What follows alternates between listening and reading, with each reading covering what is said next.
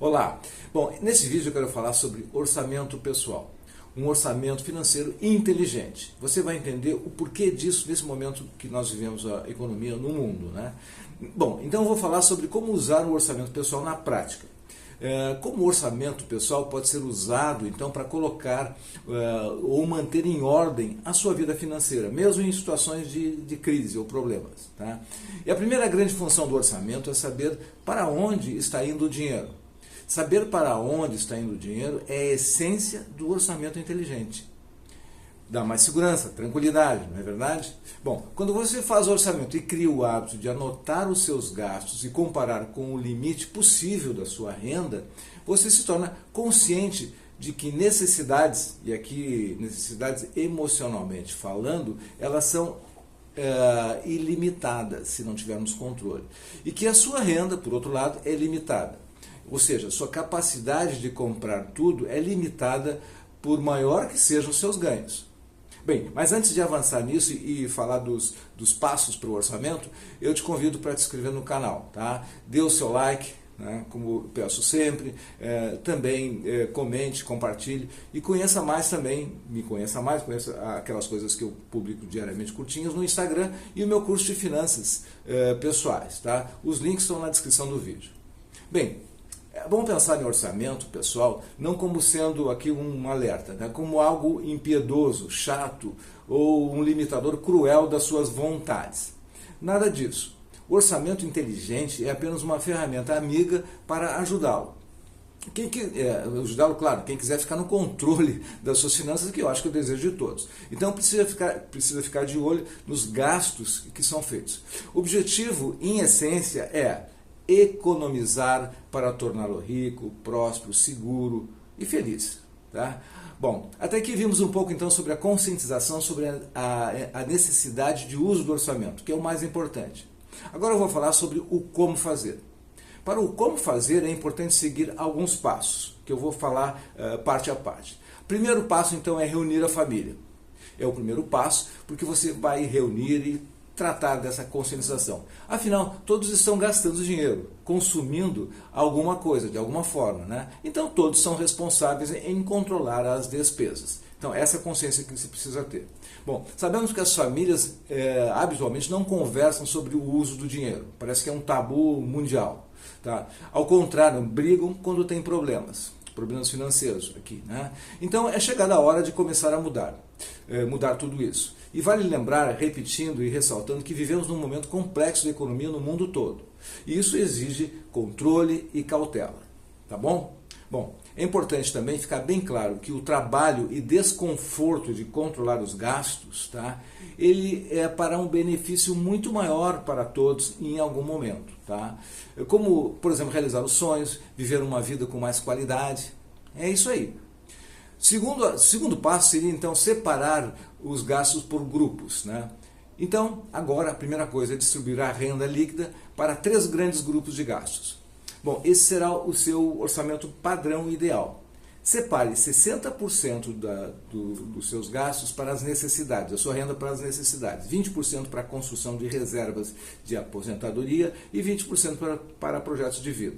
Esse é o ideal, tá? Bom, 60% de necessidades são, vou aqui distribuir um pouquinho e você vai acompanhando para anotar depois. Moradia, são os gastos com aluguéis, prestações de casa, alimentação, condomínio, água, IPTU, luz, gás, internet e outros vêm a seguir que seriam os gastos de transporte, educação, saúde, vestuário e lazer.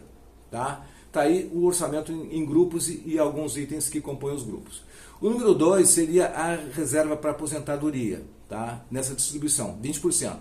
É projeto de investimento em coisas que vão gerar renda passiva, tá? É ativos a ser construídos. É algo que você começa e vai acumulando juros sobre juros e vai gerar um montão de dinheiro a longo prazo. E longo prazo é mais de 10 anos. 20 anos um limite aí, tá? 15 anos seriam a média. Terceira parte, os 20%, para fechar o 100, os projetos de vida. São objetivos, na verdade, de curto e médio prazo. uma média de 5 anos, que você vai guardar dinheiro para esses objetivos. Então você guarda de forma específica para essa conquista. Como, por exemplo, ter o dinheiro para comprar o seu primeiro carro, ou trocar de carro, ou reformar o carro, ou reformar a casa, ou uma viagem. Então tem que ter essa reserva, 20% do que você ganha. Mas se não tiver esses projetos, né, canalize esses 20% para a reserva de aposentadoria e acelere o seu processo de independência financeira, que é o mais importante, a reserva mais importante. Exemplo, se o seu ganho líquido é R$5.000 por mês, seu orçamento de gastos em necessidades seriam 60%, seria R$3.000 para as necessidades, e R$1.000 para a aposentadoria e R$1.000 para projeto de vida. Está aí de uma forma mais visível.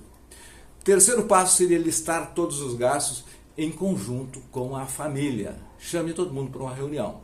Seguindo, então, em termos práticos, com a família reunida, faça uma lista de todos os seus gastos, em detalhes, lembrando um por um.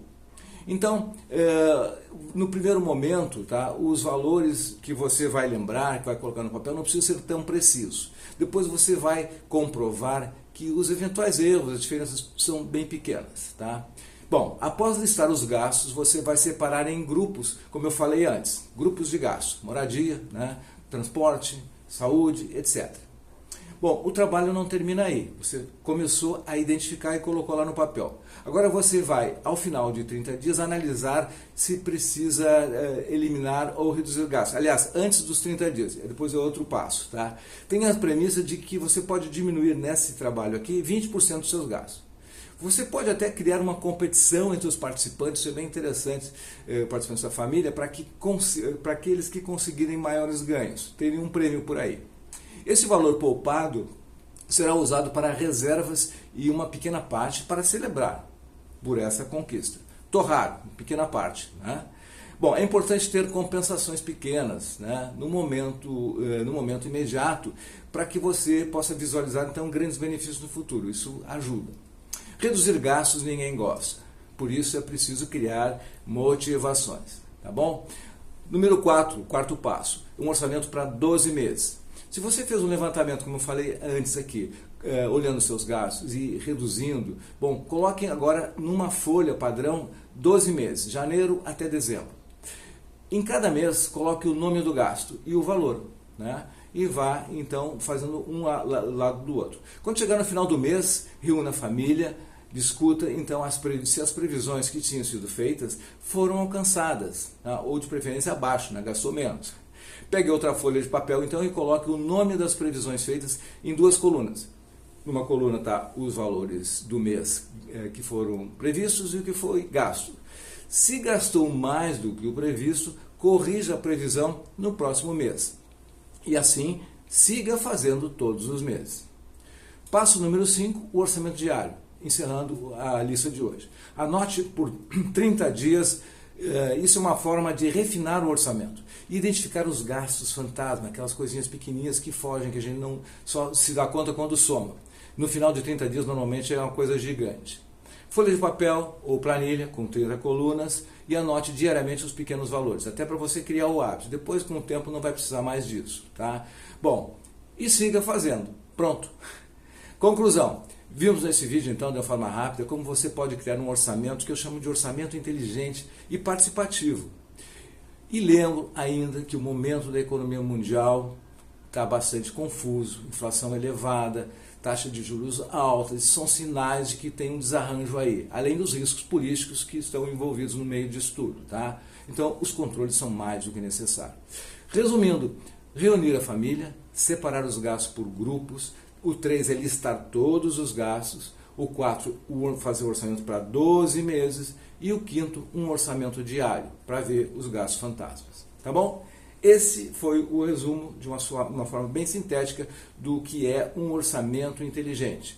Tudo isso eu tenho em detalhes e lá no meu curso de finanças fica muito mais detalhado e mais fácil você praticar, inclusive. Tá bom? Bom, ficamos por aqui então. Até o próximo vídeo e leve a sério. É importante e leve a sério também que nós estamos vivendo um momento de ciclo de economia que, digamos, não é o dos mais favoráveis, ou seja, temos aí que estar no controle. O orçamento é o caminho, tá bom? Até o próximo vídeo, sucesso e prosperidade.